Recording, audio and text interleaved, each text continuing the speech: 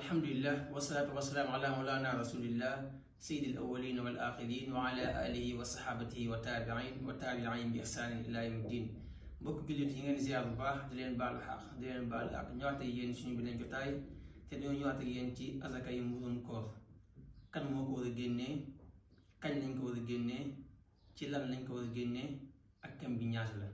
kan moo ko war a génnee képp ki nga xam te ni jullit nga rek azaka yi mburum koor war na la nga génne ko, waaye du yem ci yow kese. képp ki nga xam te ni yaa koy dundal rek danga kaa war a génneel azaka yi mburum koor, moo xam góor, jigéen, mag, ndaw, xataa liir bi nga xam te ni sax day nàmb sax dañ kaa war a génnaale azaka mburum koor. kañ lañ ko war a génnee? siiw na ci sunna yi sallallahu alayhi wa sallam daanaka génnee diggante fajar ak balaa moo dem julli ci ayit bi, diggante boobu sopp nañ ci ñu génnee ko ci heure boobu. waaye mun ko génnee 2 jours avant wala benn fan avant tamit dagan na. ci lan lañ ko war a génnee? ci lan lañ ko war a génnee mooy ci lu ëpp li nga xamante ni waa dëkk boobu ci loolu la ñuy dundee. maanaam bu dee Sénégal fii ceeb la ëpp lu ñuy dundee, wala dugub wala farine. ñett yooyu boo ko ci génnee baax na. am na ñu ne baax mën nañ ko génnee ci xaalis. waaw mën nañ ko génnee ci xaalis, waaye lu gën mooy lu waa dëkk bi di ëpp lu ñu dundee ñu génnee ko ci loolu. loolu moom moo gën. waaye kem bi nag, kem bi ñu ñëw ci kem bi maanaam mooy mudd mooy nga def ni sa loxo ñeenti yoon. yéen si na doon def mudd ñeenti yoon mooy 100. loolu suñ koy gam-gamloo ci Sénégal mooy 2 kilo ak libre. kon loolu leen indiloon tey, in uridu illa al islaha mastataatu wa ma tawfiqi illa billah alayhi tawakkaltu wa ilayhi unib. wassalaamu aleykum wa rahmatullahi taala wa barakatuhu.